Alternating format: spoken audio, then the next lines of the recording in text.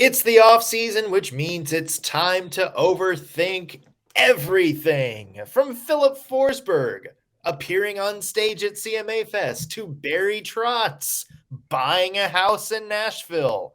There is no shortage of things to overthink. Is there any validity to anything that has gone on? We'll talk about that, plus a recap of last night's Stanley Cup Finals.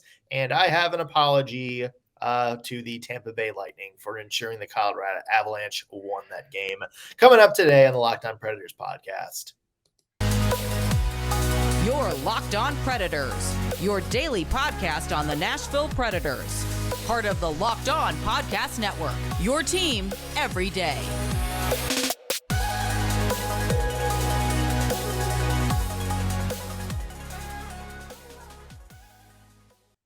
Thank you for making Locked On Predators your first listen of the day. I'm Nick Morgan. I'm a writer and editor at ontheforecheck.com, and I have a partner in crime. You do. I'm Ann Kimmel. I'm a writer at ontheforecheck.com. Well, you know, Ann, it is tradition in the hockey world. The longer we go into the offseason, the longer there is no Preds hockey, and the longer there is no news on any sort of roster signings or anything like that. It is tradition of the Predators fan base to just start overthinking every little tidbit of information that pops out. It is like the breadcrumb that just like 50 seagulls swarm down upon. That is, it is like turkey vultures and a barely there deer. Yes, this is a whole amazing phenomenon in hockey, and I am 100% here for it. You see, I was cute with the seagulls and the breadcrumb. You took it to kind of a... Oh, it's dark. Some of place. It's dark. Like, let's just be real. Some of it is dead meat and turkey vultures. But again, you know, people turn and look at that too. So here we are. You could have easily just said breadcrumb and we would have gone about our day, but... Well... Yeah. We should overthink why I went there. Why did I go there? Yeah. So a couple of things have happened, ranging from some pretty straightforward comments from John Hynes to Filip Forsberg making a guest appearance at CMA Fest, which was hilarious in its own regard, to Barry Trotz buying a house in Nashville immediately after reportedly turning down a head coaching job elsewhere. And of course, the Predators fans, the Predators faithful, they're having a field day with this, looking for any sort of sign that they mean something. Yes. So that's what we're going to do here today. We are going to look at all of these trendy sort of weird stories, and we are going to debate whether or not there is anything to look into there. Like, is this maybe, you know, something could be around the corner, or are we grasping for straws at anything to get us through this offseason? So we're breaking out the Ovo Thinko Meter, which something I just invented on the spot. The Ovo Thinko Meter will tell us whether or not we're really overthinking things or if there's maybe some good signs here or there. The 8th grade girl in me is here for this episode because I am here to take a small nugget and overthink it to death. So I think your new machine is going to get a workout today. How many shows are we away from like that little like square like thing? I loved that, the little paper thing. Yeah. Who will you marry? Who will you marry? And then dun. Yep. And then you Brad unfold. Pitt. Yeah. I have never learned how to make those ever. Can you believe that? Now I'm very familiar with them and had other people do them, but I don't know how to make one. Yeah, I can make an Ovo Thinko Meter. I can't make that. That's a little bit too hands-on for me. Okay, so let's start tame. And let's go back to yesterday. John Hynes was on 102.5 The Game. He started talking about the offseason, mentioned Filip Forsberg, because, of course, he was asked. His comments were that, quote, Filip Forsberg is working out in Nashville, which we had kind of heard reports about before. He said, quote, Filip is in a good place, that he's checked in on him. And he also said he is, quote, optimistic and pretty confident that Forsberg will be back, but says he's also going to plan for any and all outcomes. So, Anne, how Mm-hmm. much should we read into John Hynes basically saying he is, quote, pretty confident Filip Forsberg is going to be back? I will say I slept a little bit better last night after hearing these comments from John Hynes. So I think that Nashville Predators fans can read a little bit into this. And the reason I say that is one of the things that we have seen over this season and that has been growing over John Hynes' tenure is he has a really good relationship with the players and is just a frank talker.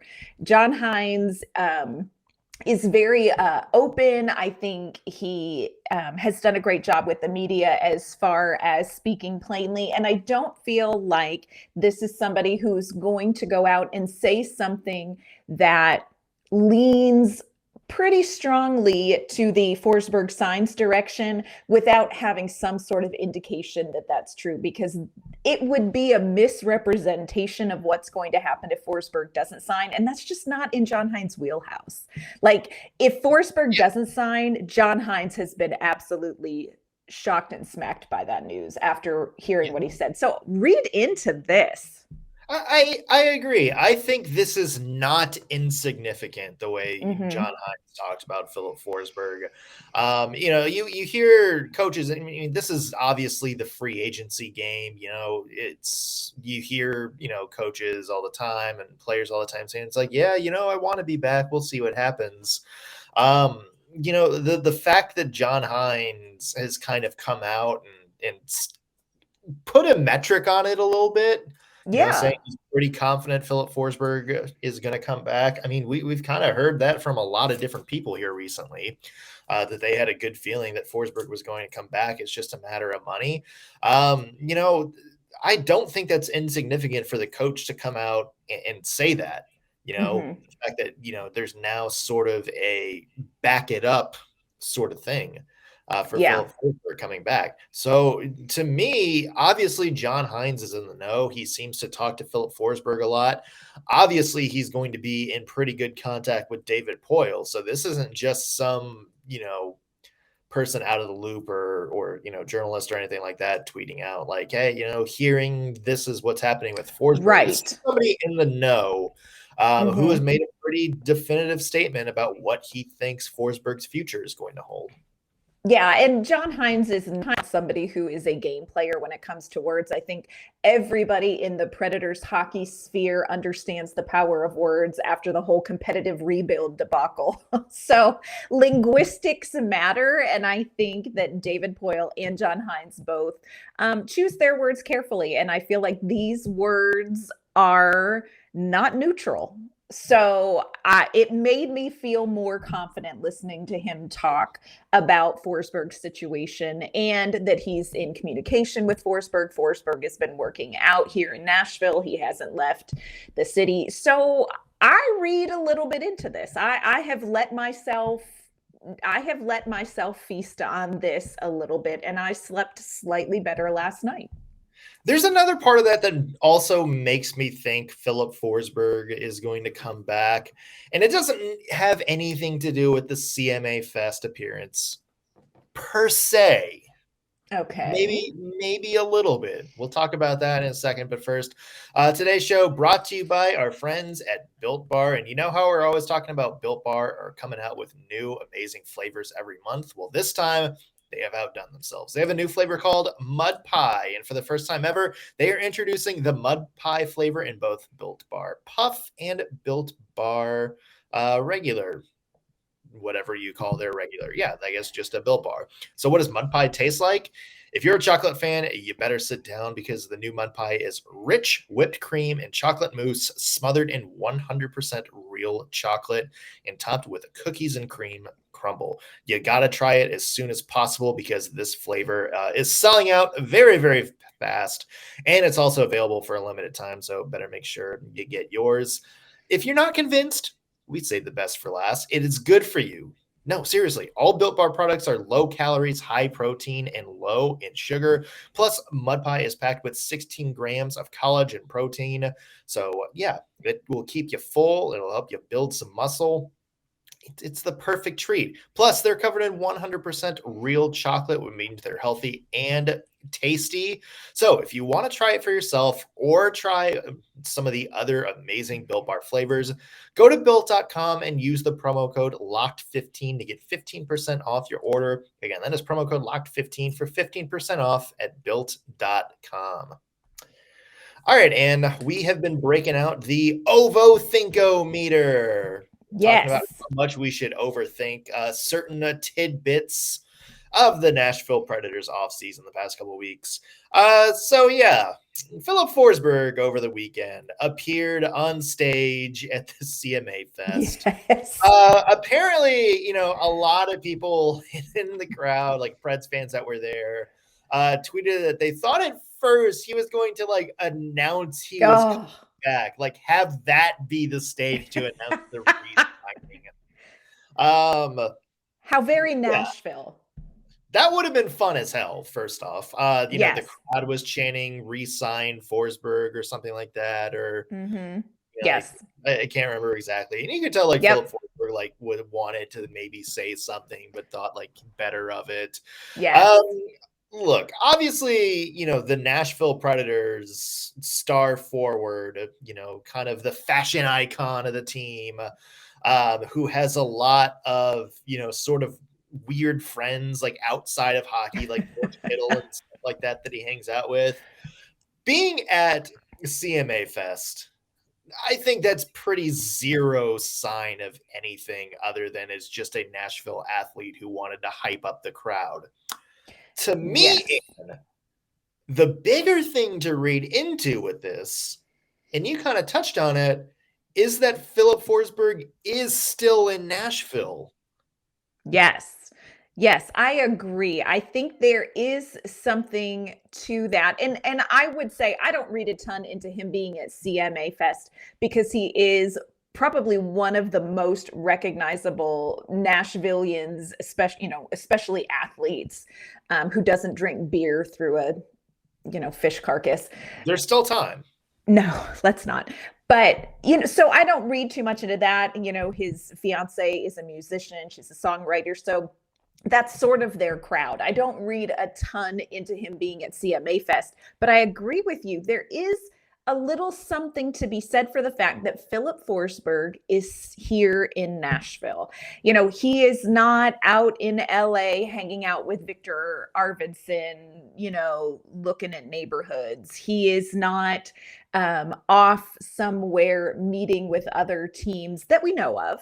As we hyperstalk his Instagram. So I think there is something to be said for the fact that Filip Forsberg is spending his offseason for the majority of the time. He's right here in Nashville. And I think that speaks to this is kind of his home base. This is where he and Aaron are comfortable. This is where both of them have roots. Let's hope that translates into something. But you have to weigh the whole business aspect of the contract with the whole Filip Forsberg's a Nashvillian. I mean, he is a Swede. He'll always be a Swede. But, this really is where he has roots. So it's interesting that he is not MIA in this offseason so far. Yeah. And you hear about, that wasn't a sentence at all. You hear about players once the season is over, they go home to, Canada, or in Philip's case, Sweden. They do their summer home. They're maybe on vacations or golf trips and something like that. And the fact that Filip Forsberg is here, working out at Centennial. That gives you a pretty good indication that he at least has some roots here. Now, obviously, his fiance is from the South and lives in Nashville and is somebody who is, in the music industry. So there's that. But the fact that he's still working out at the Preds team facility, the fact that he's interacting with all these, all the team officials like John Hynes, and the fact that he feels comfortable enough to go out in front of a city full of his home fans and make this appearance. That tells you everything that Filip Forsberg is comfortable here. And like we said from the start, I don't think the question has ever been whether Filip Forsberg wants to come back. Agreed. That was maybe the question with Ryan Suter. It's just, can you make this happen from a business sense? Mhm. But, I do think Filip Forsberg being here gives me an indication that maybe if we're breaking out the Ovo Thinko Meter, I should have Yes. like a prop or something Oh, like it would that. have been Like, amazing. how like you used to build like the Stanley Cup out of tinfoil when you were a We kid. need the Ovo Thinko meter out of tinfoil. Yeah. For the Yeah. next time we do the Ovo Thinko Meter, we will have an actual prop for you. Yes. But yeah, combined with all that, he must seem to think there's a very good chance he's going to stay here, right? I think so. But I look at it almost from the flip side. Like, how awkward would it be if Filip Forsberg plans to leave and if he doesn't feel optimistic about staying in Nashville and he goes out on stage at CMA? Like, awkward. Well, what if he goes on stage at CMA and announces he's not coming back? He's like, love you guys, Like, yeah. off to, LA, New York, wherever. Yeah. He's like coming out in like that weird shirt he was wearing on stage. He's like, what's up, guys? Just want to let y'all know I will be playing with the Kings next year. $9.5 million contract is about to be announced. Here's Chris Stapleton. That would be awful. God, I want to just hear like that throughout the crowd, man.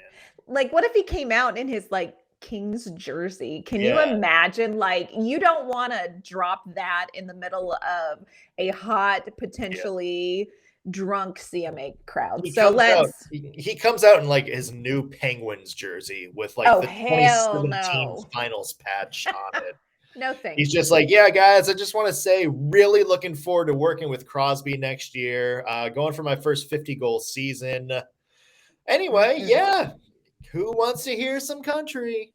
No, I don't think that. I don't think so.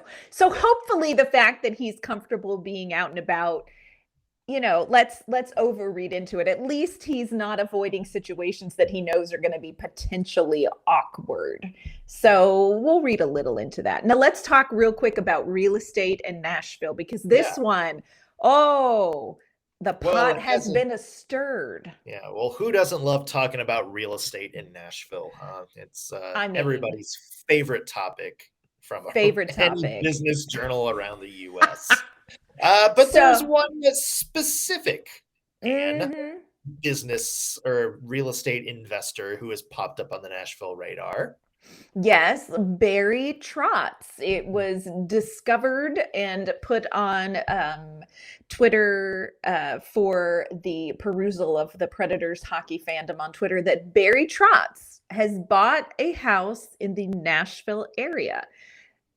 And everybody went, and the crowd went wild, friends. It became this feeding frenzy of, what does this mean? I don't think it means anything. First of all, it means that there are very few people who can afford real estate in Nashville, but Barry Trotz is one of them. So that's one thing that you can take away from this. How much more did you read into this, Nick? Like, where is your, where's your meter on this? I mean, it's a real estate investment. I mean, let's also not forget that Trotz and his family spent, 13 years in Nashville? So maybe they would just like to have a house in Nashville because they like the city. That seems to be the most reasonable thing.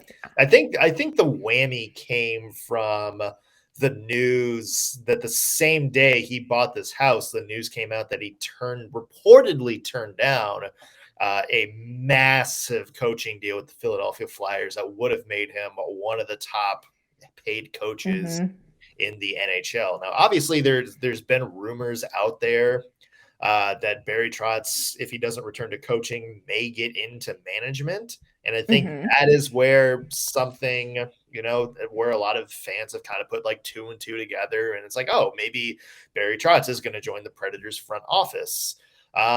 But, the fact that he's still taking coaching interviews with a lot of different teams, let's face it, he just bought a house in Nashville, Yeah, there's a lot of people doing that. If you check the celebrity sphere. So I don't think you can read too much into that. Although it is fun to speculate a little bit. interesting. I think it's probably more likely that Barry Trotz is going into the Airbnb business than I do think that he bought this house and is moving in to kind of shuffle David Poile over a little bit in the power seat. So I think people really liked imagining that it was a whole thing, but I think it's just, Barry Trotz bought a house in Nashville. God, Barry Trotz is an Airbnb owner. Like, if you don't fold your sheets the right way, do you get healthy scratch for like 5 straight games? Yeah. Like think about those reviews. Do you become like the Colin Wilson of the team and just never see ice time if your dishes don't get put back in a specific order? Mm-hmm. The upside, though, is if you think about it, Barry Trotz could, in theory, borrow the Stanley Cup and decorate his Airbnb with that. Can you imagine walking into your Airbnb and like, hey, there's the Stanley Cup? Off like a nice flower arrangement. Yes. Yeah. Yes. Maybe some like Reese's or whatever candy you have lying out. Like a little welcoming treat in the Stanley Cup. I think that there's potential for maybe that's where Barry Trotz is going. I don't know. He's retired from NHL to be an Airbnb. He could make some cash. He really can. Welcome the Woo girls and make some cash. Nashville real estate business. Yeah. Well, speaking of the Stanley Cup, Anne, last night was game 1 of the Stanley Cup Finals.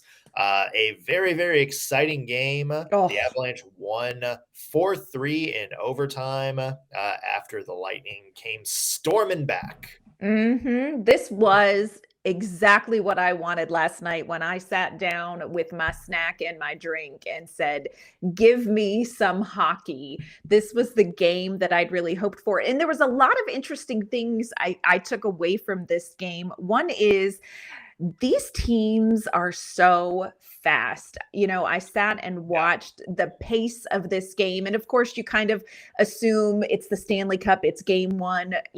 Nerves are high, adrenaline's high. The game is going to be fast in the first 5 minutes and then settle down. And the pace that these two teams can play is remarkable and slightly terrifying as you look at the Nashville Predators, because I'm like, where is speed like that on the Nashville Predators team?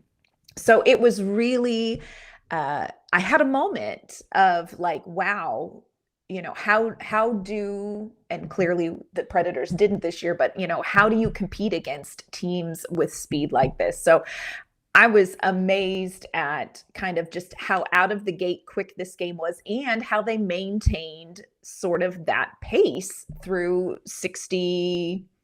almost 62 minutes of hockey. It was exciting. Yeah, I mean, the Avs are so fast, it even caught the Lightning off. Yes. We talked about the Lightning speed. I mean, you saw it in the Stadium series, just how outpaced how that Lightning were able to do that to the Nashville Predators, like just how much pace they had, and just seemed like the Predators can never keep up. Colorado did that to Lightning right off the bat. Yes. I think that surprised Tampa Bay a little bit. Mm-hmm. Now, obviously, yesterday when we were making our predictions for game 1, I said the other thing.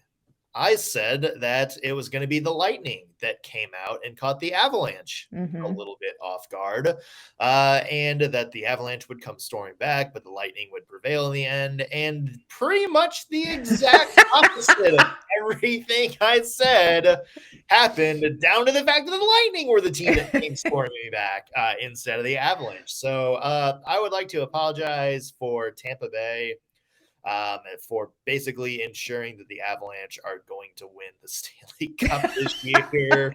Maybe you just misspoke. Like you called the game right, but you misspoke the teams. Yeah. Maybe that's what happened yesterday. Yeah. Oh, did I say the Avalanche were going to lose?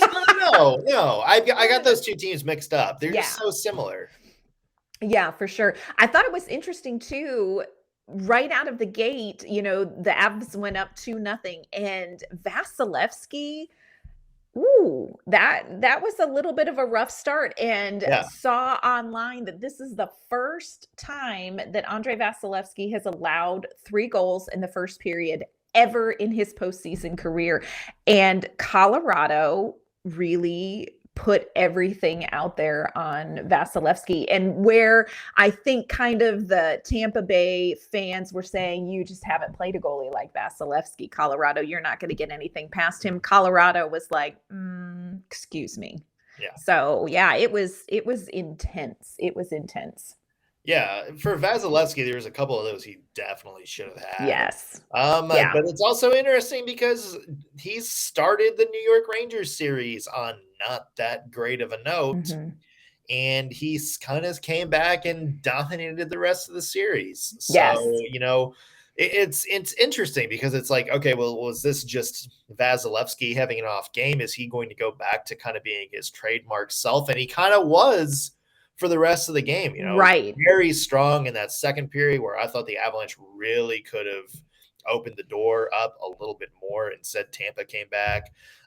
And down the stretch, besides that overtime goal, I mean, he kept the Lightning in it and gave them a chance to fight back.